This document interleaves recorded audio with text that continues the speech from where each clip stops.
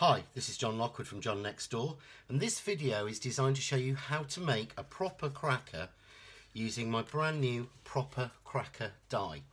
As you can see here, it's a large A4 die, so this does require an A4 cutting machine, and it is in one piece, if I can pick it up. So it is in one piece, so all you need to do is to cut this. Now, little word of warning before we start. If you can see here, I've got a piece of A4 card, and this is a 240 GSM linen card in red. Now, if you can see, what I've done here is I've put two pieces of sticky tape along the area where the cracker will pinch in. So if I put the die on there, hopefully you can see that it runs along, and this is on the front. Now, this is because to make the cracker pinch up properly, as this example is here, these areas need to be very, very tight. Now, on some card, those will cut perfectly, depending on the weight and the actual make of the card.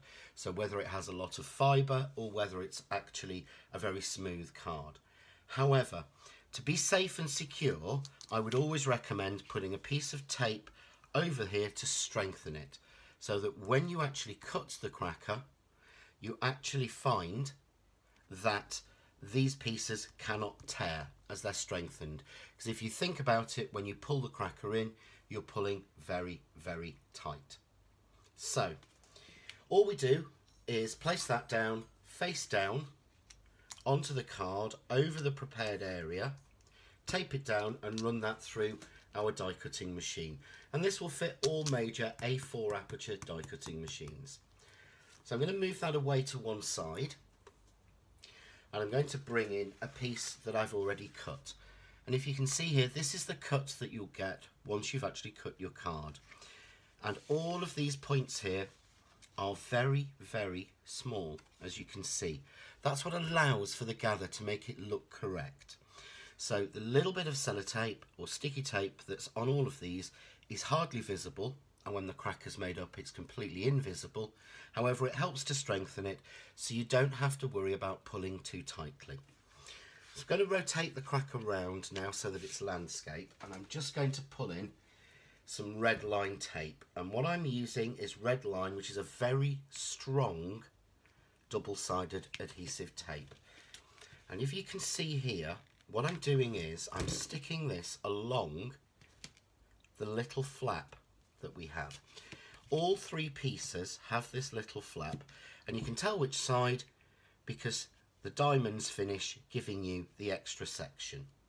So pop this on the last piece and just trim that off. And then before we do anything else, the next thing you need to do is to roll your cracker. If you try and put this together using a strongish card, it can go quite square, and that's not what we want. What we want is a beautifully round, smooth cracker. So all I do is turn it onto the back, and I just roll it. So all I'm doing is using my hands and rolling the cracker up so that I get a nice curl on it. If you don't want to do this just with your hands, you can do this around a rolling pin or any sort of round object, a thick piece of doweling. A friend of mine uses, when she makes hers up, her glue pot, and just rolls it around there. But as you can see, we give it a nice curve. Simply next, I'm going to take a little pokey tool and take off the connecting tape. This is the bit where I always think I should have one of these prepped to bring in. So we just take this off. It's not interesting watching tape being removed. However, it is important to see how we do it. So now I've got those three sides very sticky, and you can use a wet glue for this. You don't have to use a sticky tape, but I would suggest that you don't use anything like a tape roller or runner, because you'll find the adhesive will start to pop and crack. Obviously, you're putting this under tension. So we bring the two sides together of the first edge and we meet them together. And what I've done to decorate this, I've used some stickers on the edges, which just adds a little bit of detail and stops the edge looking so raw. Also helps because it gives me a nice little line to try and meet up. Then going to take the centre and again get those two to meet, give that a little press, the last two sides, and bring those two together. What I would then do is just take my pokey tool and just run it along the inside just to make sure that's adhered. And you can see there we've got all of the detail of our cracker, all of our cut-in sections, but hopefully here you can see what I mean. If these were wider, this wouldn't pinch in as well. So the extra bit of strength really helps. Now there's lots of ways that you can seal your cracker together. I've bought some of these cheap sort of twists that I can use on there, so I can twist one on. So I'm going to show you that on one side. Get one where the little ball doesn't fall off, and all I'm going to do is take that round, pull, and of course, being the example one, this one has decided that it wants to crack and the ball come off. There we go. And I would just twist that round like that. So that's one option. And you can see the amount of tension we put those spikes into. So it's important to have that little bit of extra strength. Turn it around the other way. I'm going to show you the simpler way with ribbon. And I've just got here a little 1/4 inch ribbon in tartan. This is actually Royal Stewart. And I've made a loop.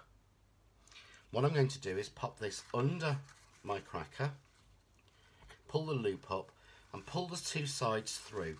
This makes pulling the cracker together a lot easier. And all I do then, you can see, is tighten it, pass the two cords around the back to the front and tie a bow. We'll neaten that bow off slightly, make it a bigger knot, trim the ribbon down, and you can see there you've got a perfectly round cracker. Looks like one you would buy in the shops for an awful lot of money. I've spent an awful lot of money on crackers in the past, and you can then decorate it however you want. If I bring in the example, here I've used my new stag's head die with the snowflakes, just a little bit of ribbon, and again a couple of the little decorative sort of silver white balls. And to finish it off, I've added some beautiful little silver peel-offs with a little bit of iridescent glitter in them, just to finish those edges so it doesn't look quite so neat. So that's the instruction for making the proper cracker. If you want to see more examples of this or other projects I've made, then click onto my blog, which is www.johnnextdoor.blogspot.com. Enjoy.